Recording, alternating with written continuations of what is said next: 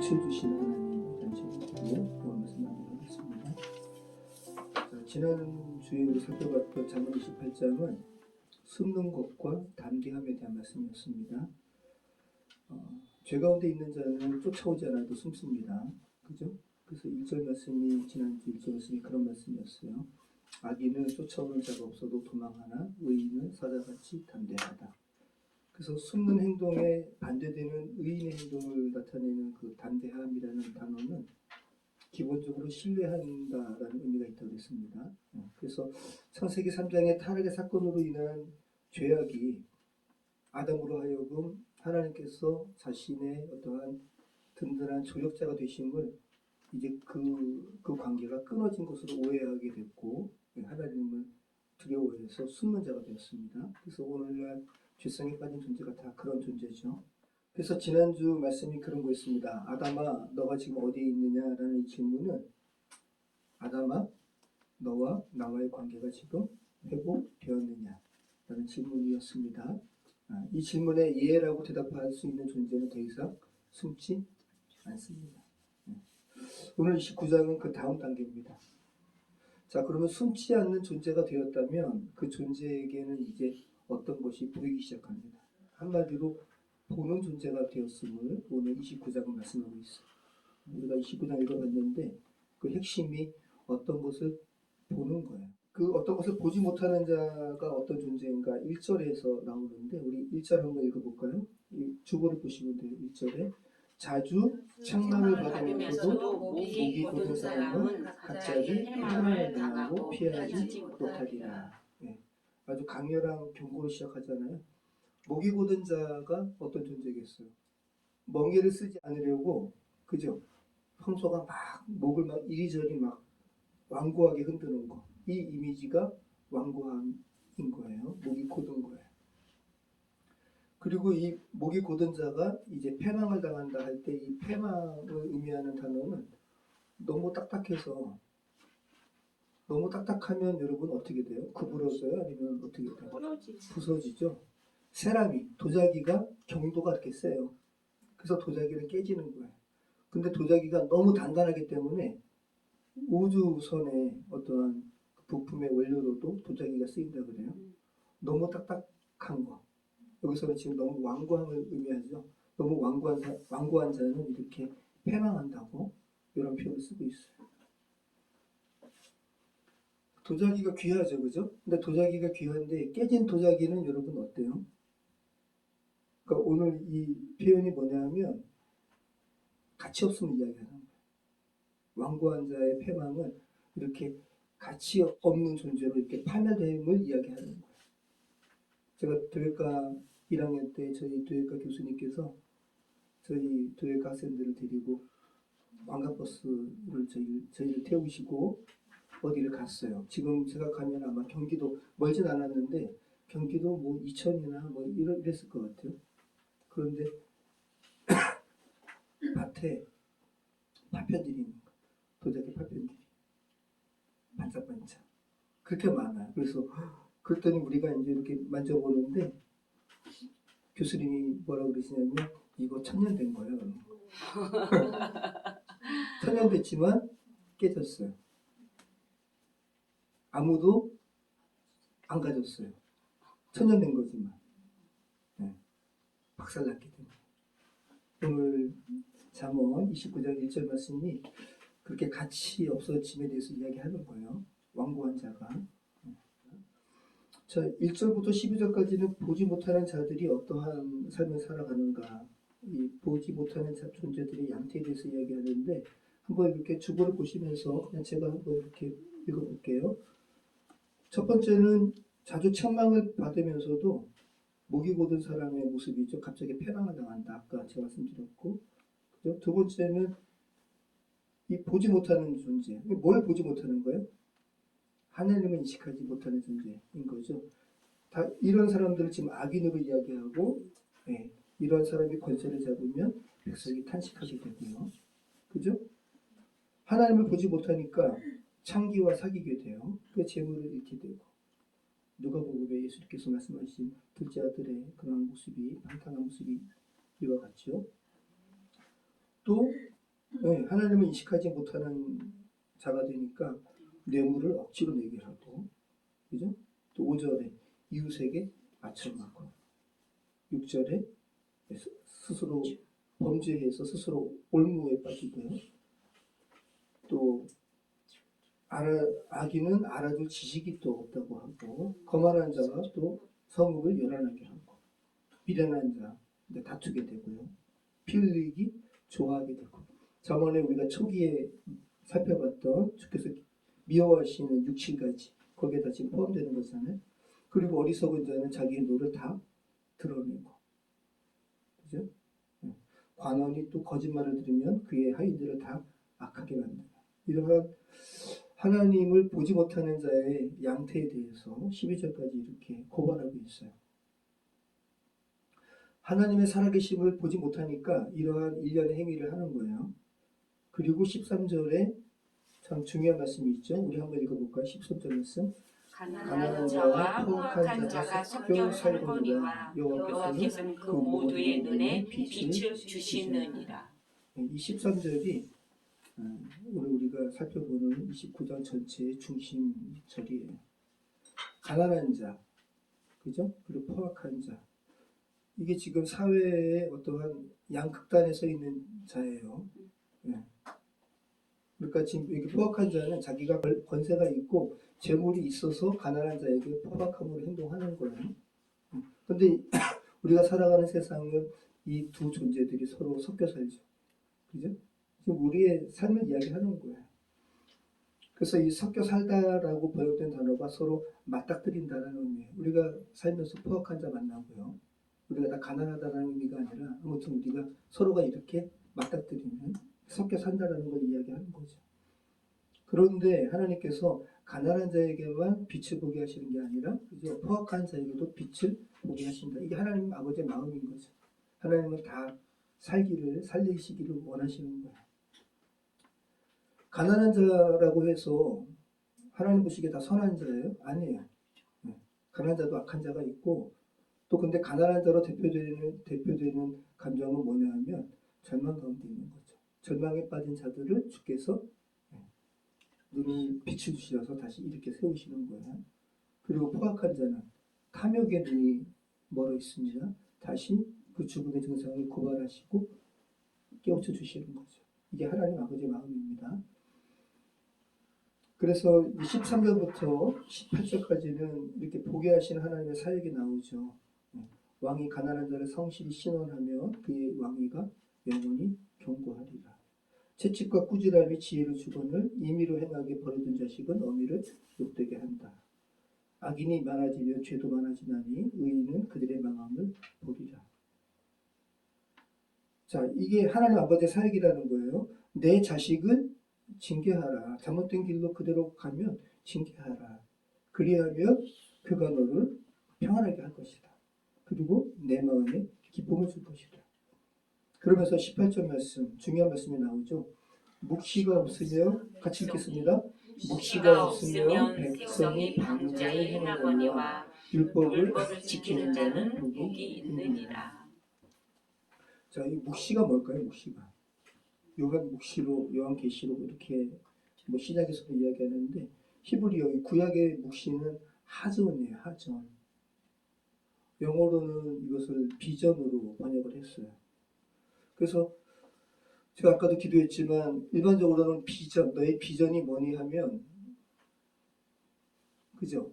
지금 일어나는 일이 아니라 그 미래에 대한 계획에 대한 의미가 비전 같잖아요. 그죠? 근데 히브리어 하전은 미래와 관련된 게 아니라 지금 현재와 관련되어 있어요. 지금 현재. 지금 세상을 너가 바라보는 어떠한 해석의 틀이 하전이에요. 하전. 하나님의 시각으로 지금 세상을 바라보는 그러한 시각이 너한테 있니? 이게 하전이에요. 그래서 사무엘상에 그죠? 그 시대에 이상이 없으므로 그죠? 이게 하전입니다. 그러니까 얼마나 하전이 중요해요. 사무엘상 3장 1절 말씀이죠. 여호와의 말씀이 희귀하여 이상이 흔하지 않았더라. 사사기도 그런 거잖아요. 그죠? 그때 왕이 없으므로 자기 소견에 옳은 대로 행하였더라. 이 죄된 세상과 똑같죠. 하나님의 어떤 하전, 비전이 없으니까 자기 스스로가 옳은 대로 행하는 거. 자, 이럴 때 하나님의 하전이 없으면 백성이 어떻게 한다고요? 오늘 잠언에서 그 말씀 하시잖아요. 백성이 방자에 행한다. 방자에 행하는 게 의미가 뭐냐면 고삐를 풀어가지고 그 왕관 짐승이 자기 마음대로 하는 거. 이게 방자에 행하는 거야. 제어력을 상실한 상태. 우리 삶 가운데 제어력을 상실한 상태를 우리 자신도 경험하고 또 그런 모습을 보죠. 이게 방자에 행하는 모습입니다. 레위기 13장 45절 말씀 보면 나병 환자는 옷을 찢고 머리를 풀며 윗입술을 가지고 외치기를 부정하라 것이요. 그래서 이 대표적으로 나병 환자는 죄성을 이야기하는 그죠? 구약의 대표적인 어떤 상징으로 이제 구약에 등장하는데, 그런데 이 나병 환자를 이야기하면서 제사장이 나병임을 확신하면 이 사람이 어떻게 한다고요? 머리를 푼다. 머리가 흐트러지는 이 상황이 방자에 행한다는 이 의미예요. 그러면서 윗입술을 가리고 외치기를 죄 가운데 빠진 모습을 이야기하는 거예요. 나는 부정하다, 부정하다. 그리고 이 방자하다라는 표현이 또 어디 나옵니까? 출애굽기 32장 25절에서 하나님께서 모세를 통해서 이스라엘 백성을 인도했잖아요. 그죠? 그리고 시내산에 이제 모세가 하나님께 율법을 받으려고 올라갔는데, 그죠? 그 모세가 올라간 사이에 밑에 있는 이스라엘 백성이 어떻게 했어요? 금송아지 섬기고 춤추고 자기 칼로 자기 몸을 자해하고 막 극단적인 어떠한 거기에 빠진 거예요. 그러면서 춤추고 그랬단 말이죠. 근데 하나님께서 그 모습을 보고 뭐라고 그러시냐면 모세야 너 빨리 내려가라. 이스라엘 백성이 지금 방자에 행한다. 이게 오늘 잠언 말씀. 하전이 없기 때문에 방자에 행한다. 그리고 나병 환자가 나병임을 진단받았을 때 머리를 풀어 헤치는 모습. 방자한 거. 우리의 삶 가운데 방자한 모습이 많이 있었죠. 그죠? 너무 방자했어요. 그죠? 네. 이게 하나님의 묵시, 하전이 없을 때 벌어지는 모습인 거예요. 방자한 모습. 자, 근데 참 이게 출애굽기 지금 제가 말씀을 드렸는데 이게 참 의미심장하잖아요. 하나님께서 출애굽기를 말씀을 통해서 이스라엘이 애굽 땅에 죄된 가운데 노예였을 때, 그렇게 한마디로 얘기하면 신약으로 이야기하면 죄성에 빠진 포로였을 때, 그래서 하나님의 거룩한 백성이 어떻게 살아가는지를 전혀 모르는 상태에서 모세를 통해서 이렇게 구출하셨단 말이죠. 그러니까 모세가 재현아, 모세가 이들에게 있어서는 하나님의 하전을 보여주는 존재였어요. 근데 이 모세가 시내산에 올라가서 하나님의 하전이 어떤 것인지를 보여주는 그 일을 했던 모세가 안 보이니까 이스라엘 백성들은 바로 방자해졌다는 거예요. 여러분 이거를 기억하시기 바래요. 그래서 우리가 하나님을 인식하는 어떤 하전이 사라지면 우리는 곱비 뿔린 짐승들처럼 방자하게 행하게 돼요. 하전이 없을 때 우리는 자유로워지는 게 아니라 오히려 우리 자신이 해체돼요. 해체되는 게 없어지는 게 아니라 오히려 악에 묶이는 거예요. 죄성에 묶이는 거예요. 그래서 우리 인간은 스스로 선택하고 판단할수록 자유로운 존재가 되는 게 아니라 더 죄성에 묶이는 존재가 된다는 거예요. 그래서 인간은 원래 자기 마음대로 살도록 지어진 존재가 아니에요.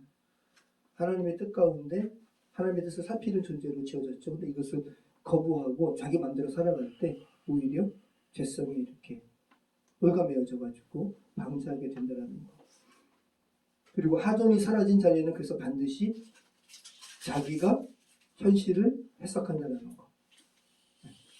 하나님께서 해석하시는 게 아니라 하전이 뭐라고요? 하나님께서 보시는 눈으로 이 현실을 바라보는 거. 이게 하전이라고요. 자기 마음대로 해석하니까 그죠?